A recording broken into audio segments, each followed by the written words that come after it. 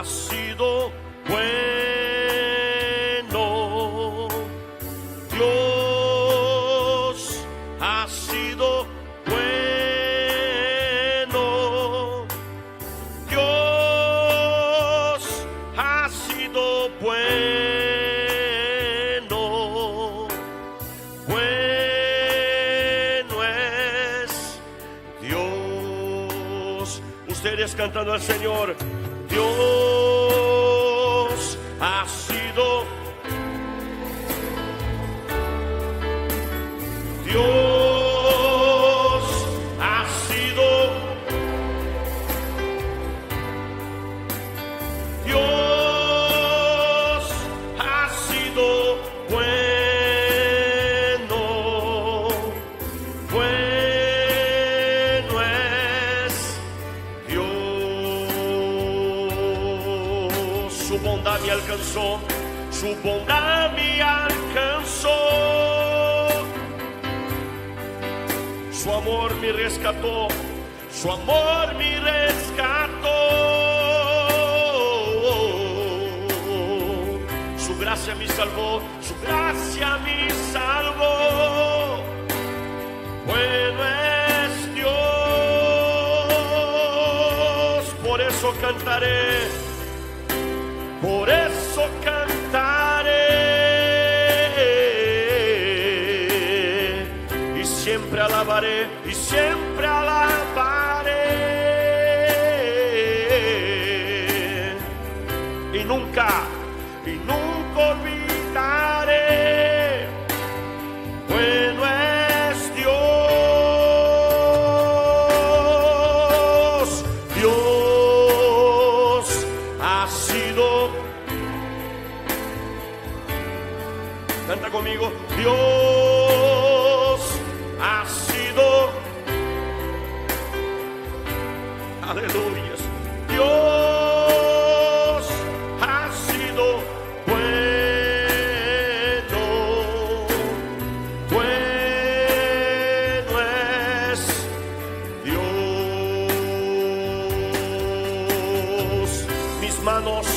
Mis manos alzaré. Mi vida entregaré. Mi vida entregaré,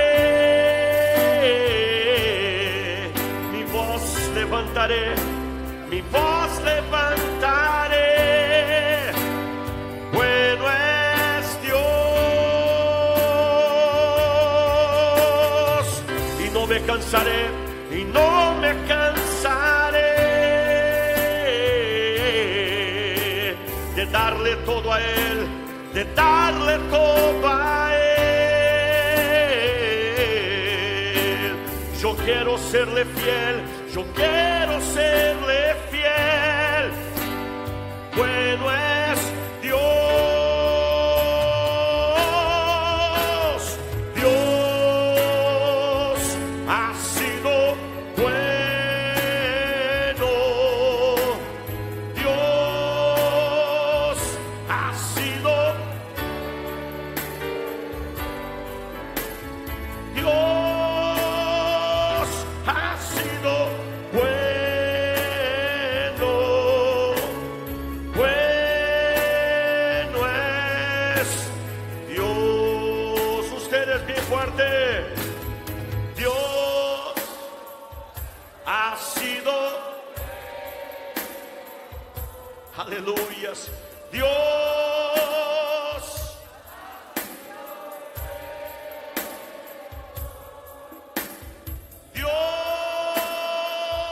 Ha sido bueno.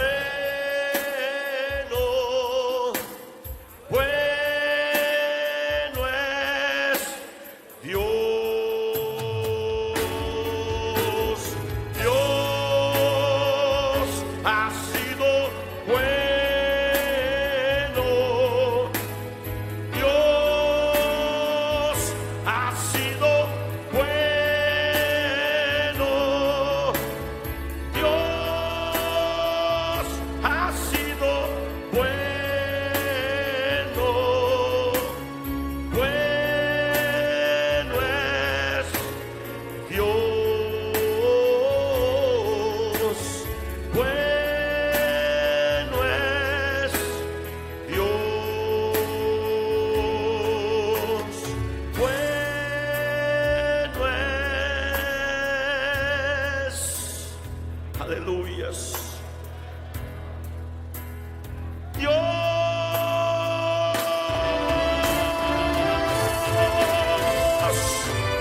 aleluyas. Alabe al Dios bueno, santo, perfecto, divino, poderoso, maravilloso, incomparable. Aleluyas. Alábelo con fuerza, alábelo con alegría, alábelo con entusiasmo. Vamos, vamos, vamos, vamos. Adore, adore, adore. Aleluyas, aleluyas, aleluyas. Glorias a Dios. Dios es bueno. Amén. Nosotros no somos buenos, somos malos, pero Dios es bueno y a su nombre. A Él sea la gloria, la honra, las alabanzas y a su nombre. Vamos a saludar a los oyentes, vamos a saludar a los internautas.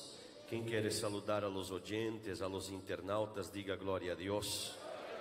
Entonces levanta sus manos al cielo y diga: oyentes, internautas, reciba la dulce paz de nuestro Señor y Salvador Jesucristo.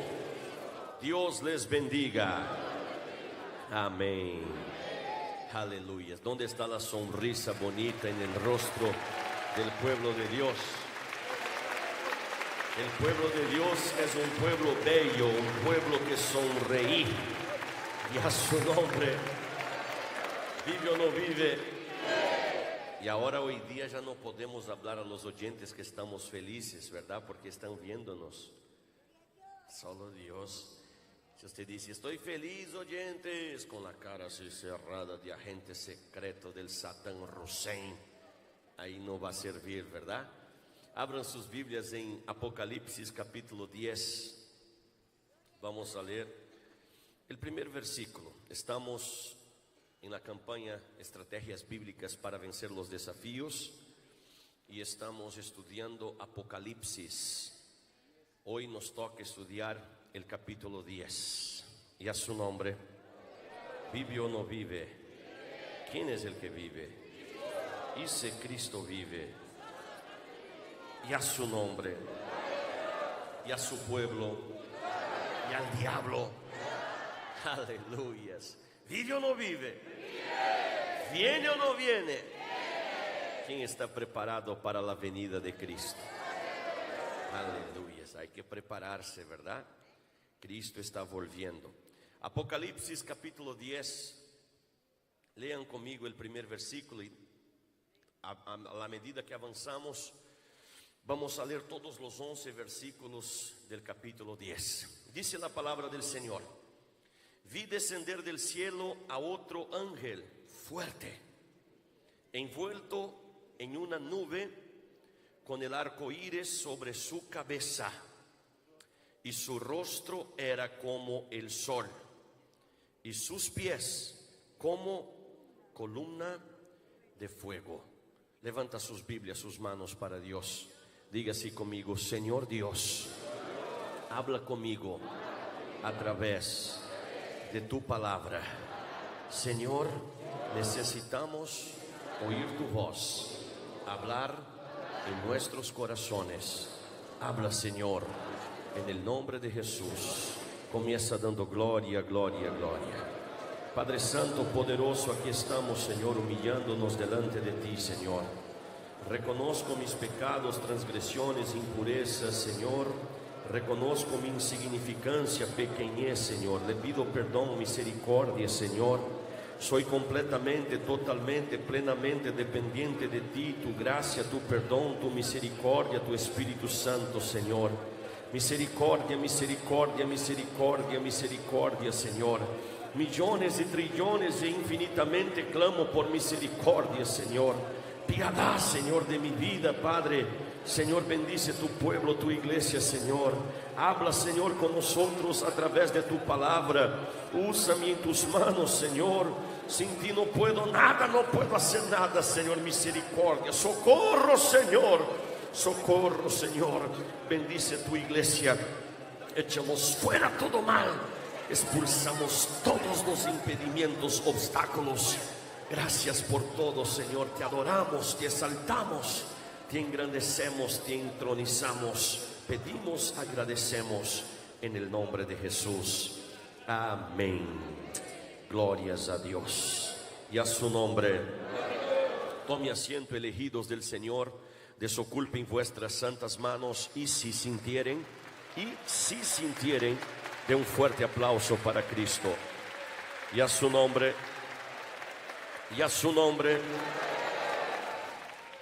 Hoy día estamos viendo con mucha preocupación el surgimiento cada vez más numeroso de un grupo de cristianos que podemos nombrarles como cristianos clientes. ¿Qué, pastor? Así es. Estos cristianos clientes, ellos tratan el cristianismo como si fuera un servicio que atienda sus necesidades. Es como un cliente de un banco, es como un cliente de un restaurante. Tratan el cristianismo como que algo, que un servicio más que atienda sus expectativas, y quieren adoptar prácticas del mercado, como por ejemplo la portabilidad. Hoy día la portabilidad se tornó un horror para las empresas telefónicas, porque basta un teléfono de un agente de otra compañía telefónica diciendo: hey, señor, te ofrezco más minutos, más gigabytes en su celular, cambias, por favor, venga para acá, porque acá sentirás más cómodo. La portabilidad en el mundo empresarial es algo fantástico. Hace con que las grandes empresas mejoren sus servicios y a su nombre. Pero cuando traemos esto para la iglesia, el sentido práctico de esto es que si el pastor, la iglesia, la doctrina no estuvieran de acuerdo a sus expectativas, entonces cambiamos de iglesia, cambiamos de pastor, cambiamos de doctrina. El gran problema de esta espiritualidad moderna es que uno hace su propia receta, añadiendo ingredientes aleatorios y convenientes adquiridos en lo que podemos nombrar de la gran feria de la religiosidad humana. Es así de fácil. Estas personas no aceptan de forma alguna el hecho de que fueron creadas a la imagen y semejanza de Dios, y ahora quieren crear un Dios a su imagen y semejanza. Inversión total de valores. Son selectivos en aceptar doctrinas, directrices, reglas. Y el resultado de esto es que este Dios particular que uno crea para atender sus propias expectativas es un Dios falso, un Dios totalmente sin ningún tipo de veracidad, un Dios que es mutilado. ¿Qué es mutilado, pastor? Le falta pedazos. Es un Dios que no comporta en su carácter amor y justicia. No, mi Dios es solo un Dios de amor. No quiero el Dios de justicia. Es un Dios que no comporta en su carácter bendición y castigo. No, el Dios que yo contraté en la gran feria de la religiosidad humana es el Dios que apenas me da bendición. Este Dios de castigo yo no quiero. Es un Dios que no comporta en su carácter protección y disciplina. No, yo quiero la protección. Los ángeles del Señor acampan a mi alrededor. 1000 caerán a mi lado, 10,000 a mi diestra, pero yo no me llegarán a mí. Mi vida está escondida en Dios. Oh, gloria.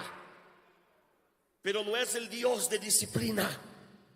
Es el Dios que no comporta en su carácter bondad y severidad. Es el Dios apenas de la bondad, pero no es el Dios que también es un Dios de severidad. Y a su nombre. Este capítulo 10 de Apocalipsis presenta el Dios verdadero, el Dios que en su carácter santo es multiforme. En su carácter coexisten sin ninguna incoherencia la bondad y la severidad, el amor y la justicia, la bendición y el castigo, la protección y la disciplina. Es el Dios verdadero, el Dios único. A Él sea la gloria, la honra, las alabanzas, independientes si le gusta o no, o si no le gusta. Y a su nombre. Pregunte al hermano que estás a su lado: ¿eres un cristiano cliente? Ya no tenemos miembros en las iglesias, tenemos ahora clientes. Y tenemos que agradar el gusto de todos. Ya no se puede predicar el evangelio como es, porque si no, el que tiene el diezmo más alto va a ser la portabilidad espiritual. Que hagas tu portabilidad. Aquí no tenemos clientes, tenemos salvos, lavados, redimidos, rescatados por la sangre de Cristo. Un pueblo celoso, especial, de buenas obras, que está en búsqueda de la salvación. Y a su nombre. El apóstol Pablo, hablando de la severidad de Dios para los judíos y de la bondad de Dios para los gentiles, en los cuales nosotros nos incluimos, él dice allá en Romanos capítulo 11 versículo 22: mira pues la bondad y la severidad de Dios. La severidad ciertamente para con los que cayeron, pero la bondad para contigo si permaneces en esta bondad, pues de otra manera tú también serás cortado. Podemos decir que esta verdad escrita por Pablo está en toda la Biblia. Sin embargo, especialmente en el libro en lo cual estamos estudiando, el Apocalipsis. Y en el capítulo 10, el capítulo que nosotros estudiaremos hoy, nosotros vemos esto de forma bastante acentuada. Como veremos en el texto, antes de sonar la séptima trompeta, vemos esta pausa que estamos viviendo en la secuencia de las revelaciones de los juicios. La séptima trompeta todavía no ha sido tocada. Será tocada en el capítulo 11, versículo 14. Estamos en el interludio, en la pausa. Y a su nombre. ¿Vive o no vive? Y en el capítulo 10 veremos esto de forma más acentuada. La cuestión de este Dios que Él mezcla la bondad, Él tiene en su personalidad las dos cosas, la bondad y la severidad. Del capítulo 10 hasta el capítulo 11 y 14 encontramos una pausa, como he dicho, en la secuencia de los juicios.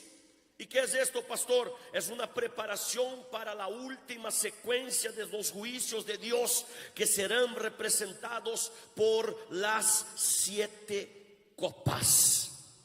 Ya hemos visto, vamos a recordar, los 7 sellos. Ya hemos visto las 7 trompetas. En realidad estamos al borde de la séptima trompeta. Y la séptima trompeta, ella trae los últimos grandes juicios, que son los juicios de las 7 copas de la ira de Dios. y a su nombre. Entonces, en este texto específicamente, del capítulo 10, versículo 1 hasta el capítulo 11, versículo 14, vemos una pausa, como si el Señor estuviera haciendo un interludio. El Señor habla con su siervo, el Señor conforta a su pueblo y hace con que el mundo de alguna forma gane un poco de aliento, respire para el próximo turno horrible de los últimos juicios. Pero esto no es particularidad de este capítulo. Hemos visto algo similar entre el sexto y el séptimo sello. Esto también ocurrirá entre la sexta y la séptima copa, allá en el capítulo 18, y a su nombre.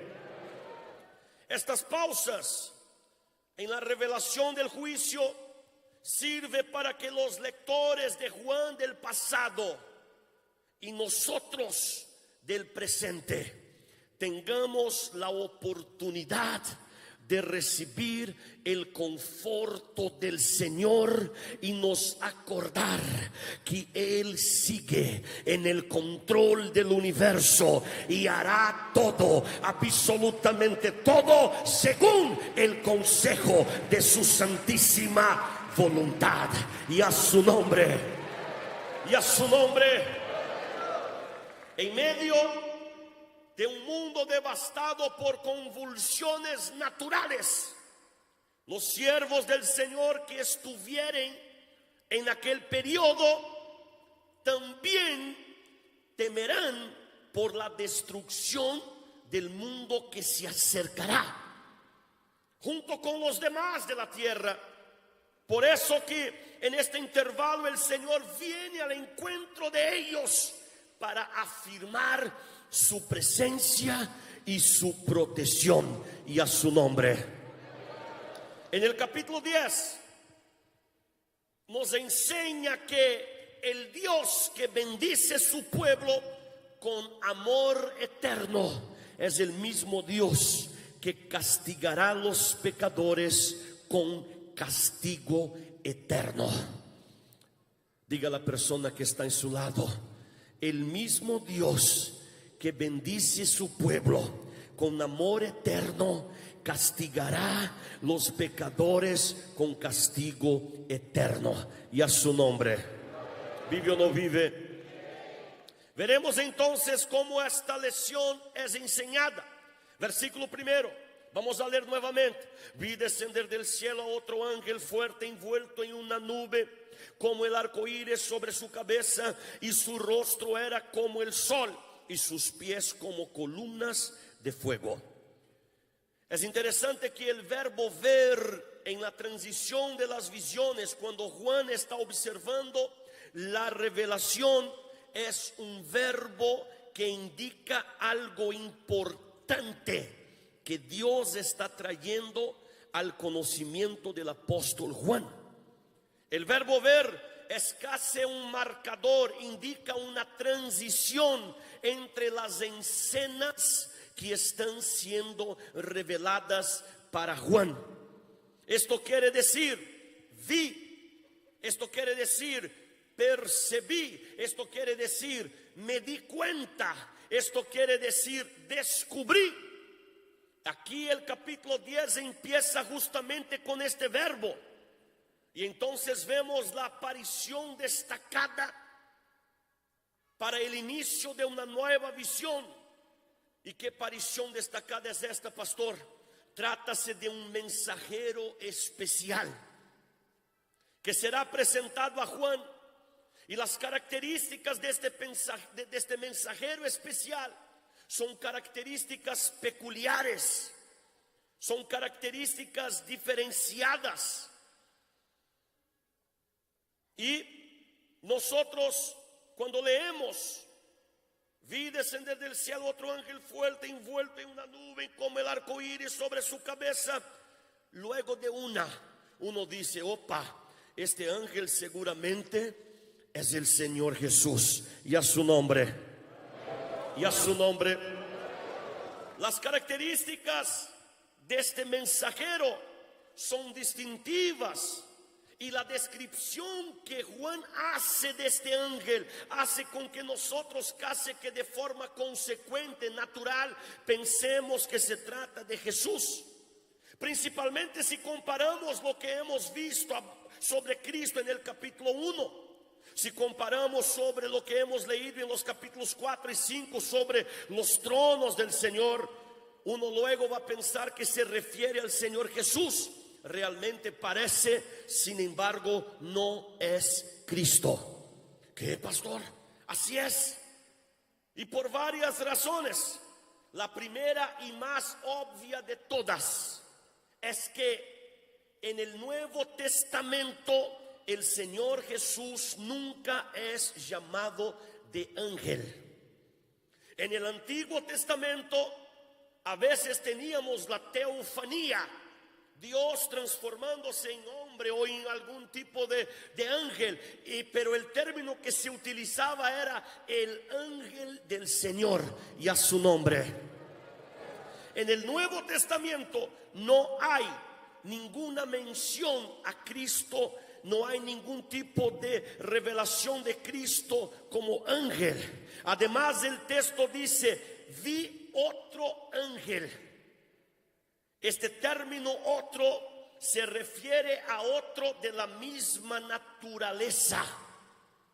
No es otro de naturaleza diferente. En el griego hay dos palabras para otro. La primera es la palabra alon, que significa otro de la misma especie, y heteros, que significa otro de otra especie. Aquí la palabra es alon, o sea, la revelación está hablando de un ángel igual a los otros de los cuales Juan habla en la descripción de la revelación que está recibiendo. ¿Quién está entendiendo? Diga gloria a Dios. Y a su nombre. ¿Vive o no vive? Por la descripción no hay dudas, es un ángel diferente. Y por esta razón estamos nombrando este ángel diferente como mensajero especial. Sin embargo, es un ángel y no el Señor Jesús. Es bueno también recordar, para que no tengamos dudas, que en el Apocalipsis el Señor Jesús, todas las veces que aparece, es identificado con un título específico. Cordero de Dios, raíz de David. Él es identificado como el alfa y el omega. Él es identificado como el león de la tribu de Judá. ¿Quién se acuerda? Diga gloria a Dios. En las cartas a las 7 iglesias, cada vez que él se presentaba, él decía: el que habla es el que tiene las 7 estrellas en las manos. El que habla es el que tiene los 7 espíritus de Dios. O sea, cada vez que el Cristo aparece en el Apocalipsis, él aparece con un título específico. Y si aquí fuera el Señor Jesús, el título sería ángel. Y esto no es un título específico. ¿Quién está entendiendo? Diga gloria a Dios. Y a su nombre. Además, después que Jesús vino en carne, después que murió, después que resucitó, nunca más apareció como ángel de Jehová. Apareció como hijo del hombre. ¿Quién está entendiendo? Diga gloria a Dios. Entonces este ángel, aún teniendo esta apariencia, el rostro como el sol, los pies como columna de fuego, es un ángel y no el Señor Jesús. Seguimos el texto. En otras referencias en la escritura, el término ángel fuerte, como el que aparece aquí en el versículo primero, es usado para referirse simplemente a ángeles. Después ustedes lean Daniel capítulo 10 en vuestras casas para testificar en lo que estamos diciendo. Es verdad que este ángel del capítulo 10 de Apocalipsis tiene una apariencia destacada y sus características son peculiares, distintivas. Como por ejemplo, él tiene una autoridad diferenciada. ¿Y por qué dices esto, pastor? Porque el texto dice, envuelto en una nube. La nube aparece siempre en momentos en que se expresa la grandeza del poder de Dios, especialmente en juicio. Vemos esto refiriéndose a Jesús en el mismo Apocalipsis capítulo 1 versículo 7, cuando dice: he aquí que viene con las nubes, y todo ojo le verá, y los que le traspasaron, y todos los linajes de la tierra harán lamentación por él. Sí, amén, y a su nombre. En general, nube en este contexto de la vuelta de Cristo habla de la majestad, del poder de Dios expreso por medio de su juicio, y a su nombre. Este ángel trae esta autoridad. Por esto estamos nombrando a este ángel de mensajero especial. La manifestación de este ángel también trae algunas características del carácter de Dios que están siendo manifestadas en los días finales. ¿De qué estás hablando, pastor? Por ejemplo, cuando dice el arco iris sobre su cabeza, está hablando de la misericordia del Señor. Y alguien va a decir: pero pastor, ¿qué tiene que ver misericordia con arcoíris? Arcoíris significa pacto. Bueno, entonces recordemos la historia de Noé. El Señor pone el arcoíris como señal, diciendo que nunca más destruiría el mundo con agua, como ocurrió con el diluvio. El arco iris es una señal de la misericordia de Dios para con nosotros, y a su nombre. Este arco iris sobre la cabeza de este mensajero especial representa para los hombres que nuestro Dios es sí un Dios misericordioso, mismo que esté ejerciendo juicio sobre los hombres. ¿Quién puede levantar tu mano y declarar: mi Dios es un Dios misericordioso? Levanta su mano y adore la misericordia de este Dios tremendo, y a su nombre. ¿Vive o no vive? El texto dice también que este mensajero especial tenía el rostro como el sol. O sea, este ángel representa la gloria del Señor. Todos sabemos que el brillo del sol representa la gloria de Dios compartida con sus mensajeros. El texto dice que este mensajero especial también tenía sus pies como columna de fuego. ¿Y qué se refiere esto, pastor? Esto se refiere a la santidad del Señor. O sea, indudablemente trátase de un mensajero especial. Sin embargo, no es el Señor Jesús. ¿Quién está entendiendo? Diga gloria a Dios. Vamos a leer el versículo 2. El versículo 2 dice: tenía en su mano un librito abierto, y puso su pie derecho sobre el mar y el izquierdo sobre la tierra, y a su nombre.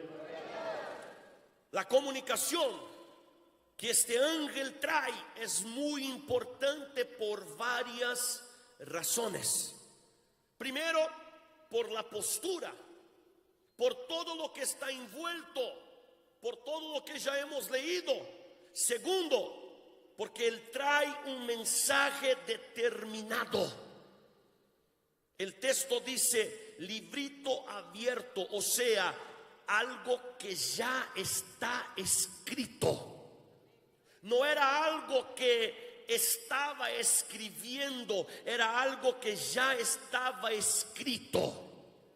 Ya estaba determinado por el único que determina. Diga a la persona que está en su lado: usted no determina nada, quien determina es Cristo. Hay pastores que les gusta, determine tu victoria. Usted no determina ni lo que va a vivir en un minuto. Somos polvo, ceniza, lombriz ambulante, verme, pecador, miserable. No somos nada, no determinamos nada. El que determina es el que se había escrito en el librito que estaba abierto en las manos de este ángel. Y a su nombre, vive o no vive. Amén. Algo que ha sido escrito por el propio Dios y que sí o sí va a cumplirse. Habla por tanto de la fidelidad de Dios cuanto a sus propósitos. Nos recuerda también de los planes infalibles de Dios. Otra cosa, es un mensaje muy amplio. ¿Y por qué estás diciendo esto, pastor? Porque el texto dice que el ángel puso su pie derecho sobre el mar y el izquierdo sobre la tierra.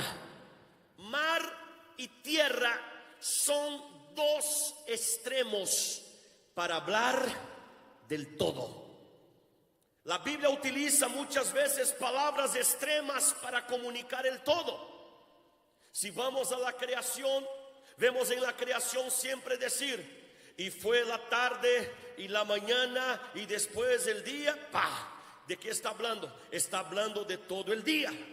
Aún hablando de la creación, la Biblia dice, en el principio creó Dios el cielo y la tierra. ¿De qué está hablando? Que el Señor creó todas las cosas, todo el universo. En la Biblia, dos cosas extremas son utilizadas para hablar del todo. ¿Quién está entendiendo? Diga gloria a Dios. En el contexto de lo que estamos estudiando, el hecho del ángel poner su pie derecho sobre el mar y el izquierdo sobre la tierra quiere decir que este ángel está trayendo un mensaje para todo el planeta. O sea, todo y todos que existen en el planeta serán afectados por este mensaje. Y a su nombre. Versículo 3. Y clamó a gran voz, como ruge un león. Y cuando hubo clamado, 7 truenos emitieron sus voces. Los profetas del Antiguo Testamento, especialmente Jeremías y Oseas, comparan el rugir de un león con el juzgamiento de Dios. O sea, lo que vemos en esta descripción de Juan es la imponencia de su mensaje. Este ángel representa también el dominio de Dios sobre todo lo que hay. ¿Y por qué está diciendo, pastor? En la selva, cuando el león ruge, los otros animales todos se esconden. ¿Quién sabía de esto? Cuando el león hace aquel ruido que yo no sé imitar y nadie sabe, los otros animales buscan abrigo. El hecho del león está rugiendo acá significa que el Señor tiene el dominio sobre todas las cosas. Él es poderoso, Él es fuerte, inigualable, incomparable, majestuoso. A Él sea la gloria. Y a su nombre, y a su nombre. Otra cosa que Juan destaca es el volumen de su voz. Dice, y clamó a gran voz. Pasa una idea de que todo el universo necesita oír lo que está diciendo. Entonces vienen los 7 truenos hablando. ¿Y por qué truenos, pastor? En la Biblia, truenos aparecen como un recuerdo de la potente voz del Señor. Dios, el Creador, es tan fuerte que si hay algo en que podamos comparar su voz, es el trueno. Aleluyas, aleluyas, aleluyas. Este es nuestro Dios. A partir de ahora, cuando escuches un trueno, diga a la persona que estuviera más cerca de usted: cállate, porque mi Dios está hablando. Oh, Rabahashan de Cantarabanayas. Oh, aleluyas. Y a su nombre, y a su nombre. Trueno también recuerda la comunicación del Señor, especialmente cuando Él está manifestándose por medio de juicio.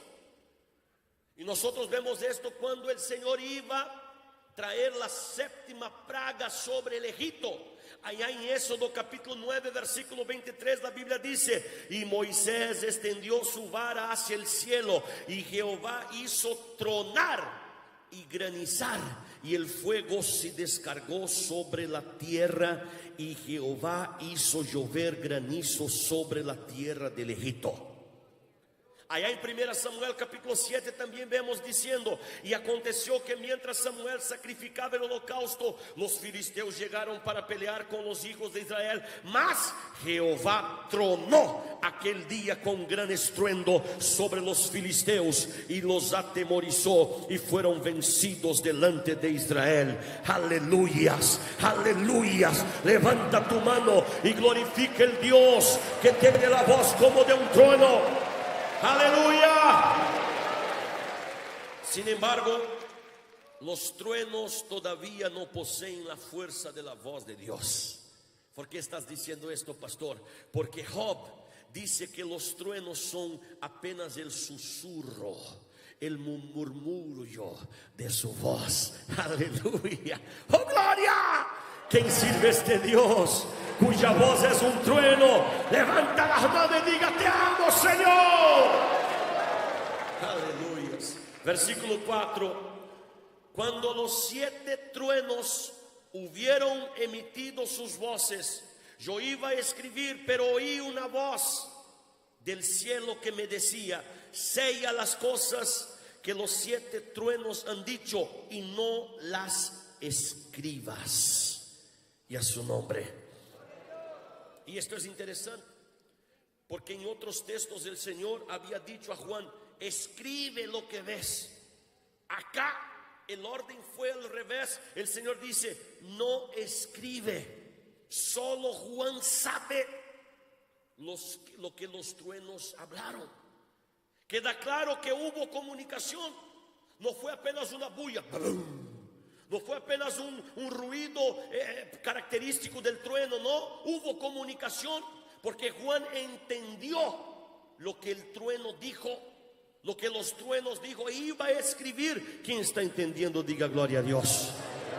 ¿Y qué sería, pastor? No podemos, hermanos, decir el cierto.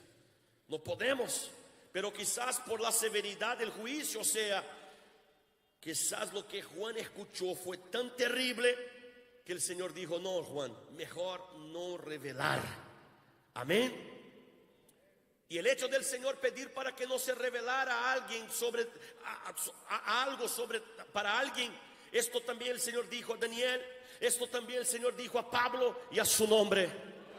Hay cosas que mientras estamos en este plano, hermanos, no podemos conocerla. Está en Deuteronomio 29 cuando dice: las cosas secretas pertenecen a Jehová nuestro Dios, mas las reveladas son para nosotros y para nuestros hijos para siempre, para que cumplamos todas las palabras de esta ley. Y a su nombre.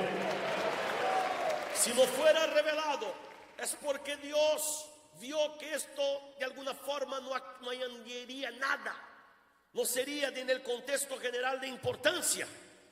Pero yo, cuando llegar en el cielo, voy a llegar en la cola, porque va a tener una cola grande ya para hablar con Juan. Juan, ¿qué dijo los 7 truenos? Va a tener una cola, no sé si va a tener clave, ¿verdad? Entre en la clave aquí, un ángel va a estar organizando la fila, ordenando la fila, todos queriendo saber de Juan: ¿qué pasó, Juan? ¿Qué dijo los truenos? Pero tranquilo, tendremos toda la eternidad para saber de esto. Aleluya, aleluya. Levanta las manos y grita: gloria a Dios y a su nombre. Versículos 5 al 7. Y el ángel que vi en pie sobre el mar y sobre la tierra levantó su mano al cielo y juró por el que vive por los siglos de los siglos, que creó el cielo y las cosas que están en él, y la tierra y las cosas que están en ella, y en el mar y las cosas que están en él, que el tiempo no sería más, sino que en los días de la voz del séptimo ángel, cuando él comience a tocar la trompeta, el misterio de Dios se consumará. Con él lo anunció a sus siervos los profetas. Y a su nombre. Nítidamente vemos acá un mensaje urgente. Un mensaje urgente y especial. ¿Por qué? Porque él asegura el mensaje con el juramento. El hecho de levantar la mano derecha para los cielos significa que este ángel está haciendo un voto solemne. Era costumbre y sigue siendo costumbre en algunos países. Cuando un testigo delante de un juez va a prestar su testigo, él tiene que levantar la mano derecha y jurar al juez decir solamente la verdad. Esto también es así en Perú. En Brasil es así. Cuando un testigo llega delante del juez, tiene que levantar la mano derecha y decir: yo juro no sé qué, decir apenas la verdad, solamente la verdad, y a su nombre. El texto dice que el ángel juró por el que vive por los siglos de los siglos. Y aquí mucha gente dice: pero esto es raro, pastor. Algunos dicen: esto es contradictorio. Y ellos mencionan Mateo 5, 34 y 35, porque en Mateo 5, 34 y 35 la Biblia dice: no juréis en ninguna manera, ni por el cielo, porque es el trono de Dios, ni por la tierra, porque es el estrado de sus pies, ni por Jerusalén, porque es la ciudad del gran rey, ni por tu cabeza jurarás, porque no puedes hacer blanco o negro un solo cabello, pero sea vuestro hablar sí, sí, no, no, porque lo que es más de esto, de mal procede. Las personas leen el texto de Apocalipsis 10, cuando el ángel jura, y comparan con Mateo 5, 34 y 35 y dicen: bueno, esto entonces hay acá una contradicción. Sin embargo, los juramentos no son prohibidos en la Biblia. Si vamos a entender el contexto, vamos a entender que no son, porque si fuera prohibido, primero, el ángel no hubiera jurado. ¿Quién está entendiendo? Diga gloria a Dios. Segundo, lo que el Señor prohíbe en Mateo 5, 34 y 35 es la banalización del juramento, la vulgarización. ¿Por qué? Porque los judíos, algunos fariseos y escribas, ellos no eran capaces de asegurar sus palabras con el sí, sí, no, no. Entonces, para traer credibilidad a lo que estaban afirmando, ellos decían: yo juro delante de Dios, lo que estoy diciendo es verdad. ¿Quién está entendiendo? Diga gloria a Dios.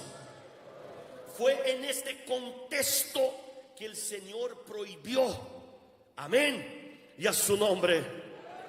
Pero algo fantástico, algo tremendo, algo maravilloso que encontramos en Apocalipsis es observar el énfasis que se da a la creación. Y principalmente en el verso 6, mira lo que dice: y juró por el que vive en los siglos de los siglos, que creó el cielo y las cosas que están en él, y la tierra y las cosas que están en ella, y en el mar y en las cosas que están en él, que el tiempo no será más. Y a su nombre. Por varias veces es mencionado en el Apocalipsis que Dios es el creador de los cielos y de la tierra. Y a su nombre, y a su nombre. ¿Y por qué estás diciendo esto, pastor? Porque en nuestros días la historia bíblica de la creación está siendo sistemáticamente y violentamente atacada, principalmente por la teoría de la evolución. Y el propio nombre ya dice: es una teoría. Sin embargo, personas malintencionadas hablan de esta teoría como si fuera un hecho probado, un hecho totalmente comprobado científicamente. Y lo peor, la gente escucha y acepta como si fuera una verdad absoluta. Cristianos adoptan el políticamente correcto. Cuando son confrontados, cuando uno intenta sistemáticamente, violentamente denigrir la historia bíblica de la creación, muchos cristianos se callan y dicen: no, deja a ellos decir lo que quieran. ¡Hey! Fuimos llamados para ser defensores de la verdad, embajadores del reino. Tenemos que luchar, creer, tenemos que en el nombre de Jesucristo predicar la historia bíblica de la creación. Y a su nombre. Ellos dicen que creen en la inexistencia de Dios. O sea, son personas de fe. Porque la fe está asociada al creer. Y a su nombre. Estos llamados ateos son exactamente iguales a nosotros en este aspecto de creer. Sin embargo, la diferencia es que nosotros creemos en la existencia de Dios. Dios existe. Yo hablé con Él hoy. Aleluyas. Quien habló con Él hoy, levanta las manos, diga gloria a Dios. Y a su nombre. Estamos hablando del análisis del objeto de la fe. Unos creen que Dios no existe, otros creen que Dios existe. Y usted pregunta: pastor, entonces usted puede probar la existencia de Dios científicamente. Por supuesto que no. No tengo cómo medir, cuantificar, hacer algunas ecuaciones matemáticas. No hay cómo probar científicamente. Pero los que también no creen en la existencia de Dios tampoco pueden probar. Ahora, lo que podemos hacer es comparar los dos sistemas de creencia y analizar con lo que tenemos a nuestro alrededor. Y entonces analizaremos el que hace más sentido. Aleluyas. Aleluyas. Hay una historia interesante, una anécdota, pero algunos dicen que fue verdad. Un ateo llega para un cristiano en su biblioteca grande. Un cristiano tenía una gran biblioteca. Y el ateo le pregunta al cristiano: hey, hermano cristiano, ¿cuánto tiempo llevó para conseguir todos estos libros en su biblioteca? Y el cristiano mira para el ateo y dijo: te voy a contar algo. Yo no tenía estos libros hasta ayer. Tenía esta pieza de mi casa libre, vacía, sin nada. Y de la nada surgió todos estos libros, con sus letras, con sus sillas. La biblioteca surgió de la nada. ¿Usted cree en esto? El ateo mira para el cristiano y dice: ¿usted piensa que soy un tonto para creer en una historia estúpida como esta que estás me contando? Aleluyas. El cristiano entonces respondió y dijo: bueno, esto es exactamente lo mismo que usted cree. Usted dice que mi Dios no existe y que todo lo que hay surgió de la nada. ¿Qué es más fácil? ¿Una biblioteca surgir de la nada o todo el universo surgir de la nada como usted cree? Aleluyas, aleluyas. Si nosotros analizamos los dos sistemas de creencia, vamos a entender, aleluyas, que por una cuestión de inteligencia sin contar con la fe, con la certeza que tenemos de la existencia de nuestro Dios, es mucho más factible la existencia que de Dios que lo que creen estos ateos en esta creencia estúpida de que todo surgió de la nada. Levanta las manos, usted que sirve a este Dios poderoso y a su nombre. O sea, hay que tener mucha fe para creer en esto. Ahora, pastor, ¿por qué que ellos no creen? La razón es simple. Ellos no aceptan al Dios creador. Si admiten que el creador hizo todas las cosas, tendrán que admitir que el creador los hizo también. Y si admiten que el creador los hizo, entonces tendrán que admitir que tienen dueño. Hay alguien que es dueño, es propiedad de alguien. Y si son propiedad de alguien, tendrán que prestar cuentas. Tendrán que obedecer el dueño. ¿Quién está entendiendo? Diga gloria a Dios. ¿Vive o no vive? Son adoradores de la evolución, adoradores del acaso. Hermanos, hay que tener mucha buena voluntad, mucha fe para creer en algo tan estúpido como estos hombres creen. ¿Cómo pueden rechazar la explicación de las Escrituras? La explicación de la Biblia hace todo el sentido. Basta mirar para la naturaleza. Todo es perfecto. Hay plan, hay orden, hay designio, hay propósito. Las cosas funcionan de manera maravillosa y sustentable. Los que observan las maravillas de la creación son atraídos para las maravillas del Creador. Entonces esto va a parar y decir: si existe un ser sobrenatural que hizo todas estas maravillas, yo quiero conocerlo, yo quiero servirle. Y a su nombre.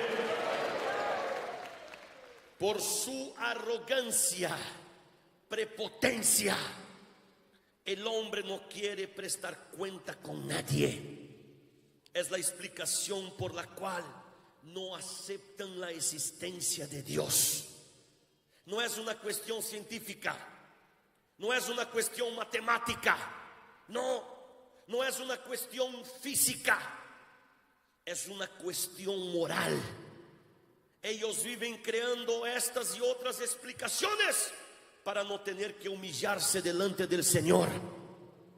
Sin embargo, la Biblia dice en Filipenses capítulo 2 de los versículos 9 al 11: por lo cual Dios también le exaltó hasta lo sumo y le dio un nombre que es sobre todo nombre, para que en el nombre de Jesús se doble toda rodilla de los que están en los cielos y en la tierra y debajo de la tierra, y toda lengua confiese que Jesucristo es el Señor, para gloria de Dios Padre. Aleluya.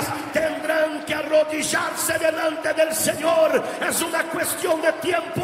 O eligen arrodillarse ahora mientras el Señor es abogado, o tendrán que arrodillarse en el último día, cuando el Señor ya no será más abogado, será juez. Levanta su mano y glorifica la existencia de Dios. Aleluyas. En el final del versículo 6 vemos algo importante. Ahí dice: el tiempo no sería más. O sea, está hablando, ya no habrá demora. En verdad que esto es la respuesta de los mártires. ¿Quién se acuerda en Apocalipsis 6 versículo 10? Cuando los mártires empiezan a clamar: Señor, ¿hasta cuándo? ¿Hasta cuándo? ¿Hasta cuándo? Esta es la respuesta para los mártires que están debajo del trono del Señor. ¿Quién se acuerda? Diga gloria a Dios. El versículo 7 que leímos es un momento especial de gran consolación para el pueblo de Dios. El Señor está afirmando que el deseo de su pueblo sufrido será finalmente cumplido, y a su nombre. Aleluyas. Si analizamos las eras, veremos que el grito de lamento siempre estuvo en la garganta del pueblo del Señor. Pero este grito de socorro será finalmente atendido. Oh, aleluya. Será la respuesta para el clamor de los mártires, y a su nombre. Versículos 8 y 9. La voz que oí del cielo habló otra vez conmigo y dijo: ve y toma el librito que está abierto en las manos del ángel que está de pie sobre el mar, sobre la tierra. Y fui al ángel diciéndole que me diese el librito, y él me dio: toma. Y él me dijo: toma y cómelo, y te amargará el vientre, pero en tu boca será dulce como la miel. Juan no fue el único que recibió el mandamiento de comer el libro. Aleluya. El profeta Ezequiel también recibió el mismo mandamiento, y a su nombre. Este orden para comer el libro significa el acto de absorber, entender, abrazar la palabra de Dios. Era como si, en otras palabras, el ángel le dijera: Juan, agarre esta palabra como alimento para usted. Y a su nombre, y a su nombre. Versículo 10. Entonces tomé el librito de la mano del ángel y lo comí, y era dulce en mi boca como la miel, pero cuando lo hube comido, amargó mi vientre. Es interesante porque en el Salmo 119, versículo 103, el salmista escribe: cuán dulces son a mi paladar tus palabras, más que la miel a mi boca. El sabor contradictorio de este libro es fácil de entender. ¿Cómo, pastor? Dulce en la boca, amargo en el estómago. ¿Cómo es esto? Es rico para los labios de nuestras almas saber que el Señor Dios irá a juzgar al mundo, saber que el Señor irá a destruir a Satanás, saber que todo lo que está escrito un día va a ser confirmado, cumplido. Sin embargo, a la vez que es rico saber de todo esto, es amargo también saber que personas que nosotros conocemos irán a sufrir las consecuencias de sus malas decisiones. Y a su nombre. Irán a sufrir cosas jamás imaginadas, y esto nos hace mal, nos trae tristeza. ¿O hay alguien aquí que está contento porque los ímpios serán destruidos, sufrirán dolores terribles? ¿Hay alguien que está contento acá? ¿Hay alguien que siente placer en decir esto? Entonces este es un sentido de esta frase. Somos felices porque Dios virá para juzgar al mundo. Sin embargo, no es sabroso saber que muchas personas irán a perecer. Esta es la ambigüedad de estos dos sabores que Juan sintió.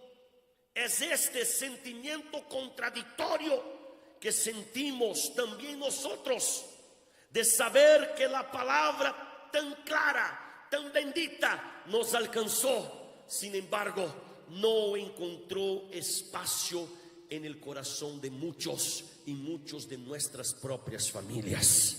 ¿Quién está entendiendo la ambigüedad de estos dos sabores? Hay otra interpretación también que en verdad se completa esta. Es la que la palabra, que es siempre dulce como la miel, pero también cuando es un mensaje de juicio como esta de Juan, es amarga. ¿Quién está entendiendo? Diga gloria a Dios. Versículo 11, para acabar, para concluir. Y él me dijo: es necesario que profetices otra vez sobre muchos pueblos, naciones, lenguas y reyes. Lo que Juan tenía para hablar era mucho peor de lo que Juan había recibido hasta acá. Por esto que era amargo. Aquí Juan reafirma su comisión de escribir sobre las amarguras, las amargas 7 copas que vendrán sobre el pueblo brevemente. Esta misión era urgente, porque habla del juicio que vendrá en breve sobre las naciones. Y a su nombre. Para concluir, en el comienzo del sermón hicimos aquí una introducción hablando del rechazo del pueblo en querer a Dios en su totalidad. Hablamos de la gente que quiere crear un Dios a su imagen y semejanza. Hablamos de los cristianos clientes, adeptos de la portabilidad doctrinaria, eclesiástica, espiritual. esta gente llegará en el día del juicio diciendo, ¿sabe qué? Diciendo así: Señor, faltó bondad a ti, Señor. Señor, este castigo es demasiado severo. ¿Dónde está tu bondad? No admitirán, no aceptarán, no admitirán que Dios está siendo justo en lanzarles en el lago de fuego. Esta será la reclamación más injusta y totalmente fuera de tiempo por parte de ellos. Porque mientras Dios nos concede vida, estamos disfrutando de su bondad. Cada latir de nuestro corazón es bondad de Dios para con nosotros. Dentro de algunas horas, algunos minutos para algunos, y algunos ya están haciendo aquí, ya están durmiendo aquí en la iglesia mismo. Mientras duermen, sus corazones siguen latiendo. ¿Y por qué, pastor? Esto significa bondad de Dios. No es mi santidad que hace mi corazón latir, es la bondad de Dios.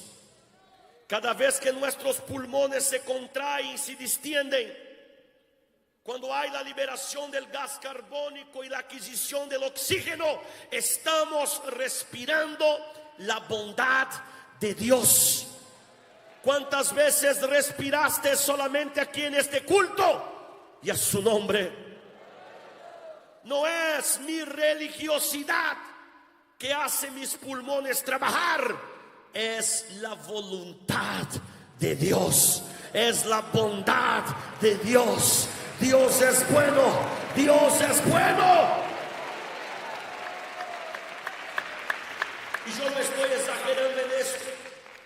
En Colosenses capítulo 1 versículos 16 y 17, para terminar, Pablo dice: porque en él fueron creadas todas las cosas, las que hay en los cielos y las que hay en la tierra, visibles e invisibles, sean tronos, sean dominios, sean principados, sean potestades.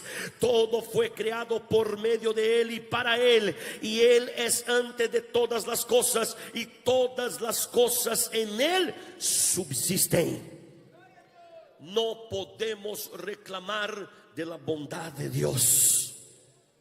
Sin embargo, no podemos también nos olvidar de la severidad de Dios. Hoy estamos en la gracia.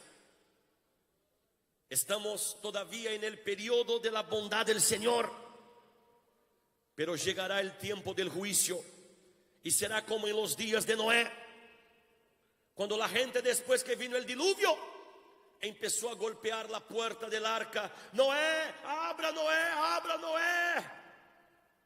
Noé les dijo: yo no puedo. Aleluyas. El tiempo de la gracia va a pasar y cada pecador tendrá que enfrentar la terrible, justa, implacable severidad del Señor Dios. Para concluir, les hago una pregunta. Si fuere hoy el día del encuentro tuyo con Dios, ¿qué vas a recibir? ¿Bondad eterna o juicio eterno?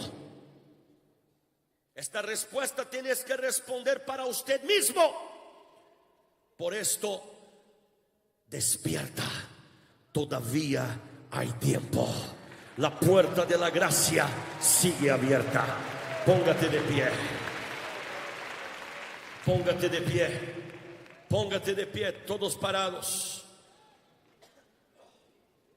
Si eres adepto de la portabilidad espiritual, si quieres crear un Dios a su imagen y semejanza, sepas que un día tendrás que enfrentar el juicio de Dios. Si no crees en Dios porque no quieres humillarse, no quieres prestar cuenta con Él, sepas que un día sí o sí tendrás que arrodillarse delante de Él. Es apenas por una cuestión de tiempo. O eliges de forma voluntaria arrodillarse delante de Él hoy mientras es abogado, o tendrás que arrodillarse delante de Él en el último día, cuando Él estará en el trono blanco juzgando para la condenación eterna. Deje su orgullo, deje de ser adorador del acaso, adorador de la teoría de la evolución.